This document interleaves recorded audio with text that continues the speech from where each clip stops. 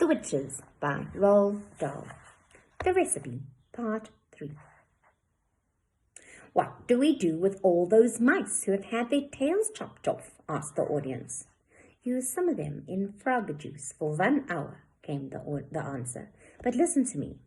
So far, I have only given you the easy part of the recipe. The really difficult problem is to put in something that will have a genuine delayed action result, something that can be eaten by children on a certain day, but will not start working on them until 9 o'clock the next morning when they arrive at school." "What did you come up with, oh brainy one?" they called out. "Tell us the secret." "The secret," announced the Grand High Witch triumphantly, "is an alarm clock." "An alarm clock," they cried. "It's a stroke of genius." "Of course it is," said the Grand High Witch. "You can set a 24-hour alarm clock today, and at exactly 9 o'clock tomorrow it will go off." "But we will need 5 million alarm clocks," cried the audience. "We will need one for each child." "Idiots," shouted the Grand High Witch. "If you are wanting a steak, you do not cook the whole cow. It is the same with alarm clocks. 1 clock will make enough for 1,000 children. Here is what you do.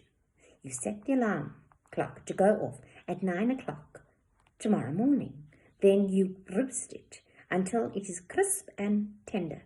Are you writing this down?" "We are, your grands, we are," they cried.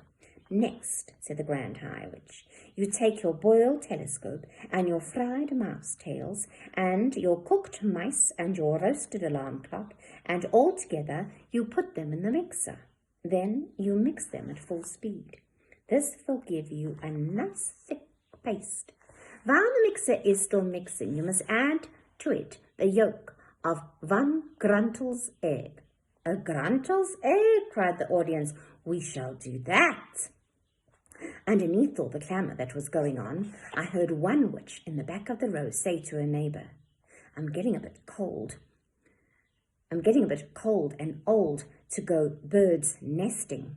Those ruddy gruntles always nest up very high." "So you mix in the egg," the Grand High Witch went on, "and one after the other you mix in the following items: the claw of a crab cruncher, the beak of a blubber snitch, the snout of a grubble squirt, and the tongue of a cat springer. I trust you're not having any trouble finding those?" "None at all," they cried out. "We will spear the blubber snitch and trap the crab cruncher and shoot the gobble squirt and catch the cat springer in his burrow." "Excellent," said the Grand High Witch. "Then you have mixed everything together in the mixer. You will have a most marvelous looking green liquid. Put 1 drop, just 1 itchy droplet of this liquid into a chocolate or a sweet, and at 9 o'clock the next morning, the child who ate it will turn into a mouse in 26 seconds. But 1 word of warning, never increase the dose. Never put more than 1 drop of each into the sweet or chocolate, and never give more than 1 sweet or chocolate to each child. An overdose of delayed action mouse maker will mess up the timing of the alarm clock and cause the child to turn into a mouse too early.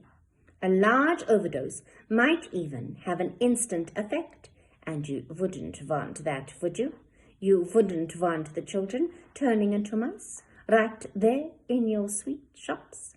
That would give the game away. So be very careful. Do not overdose."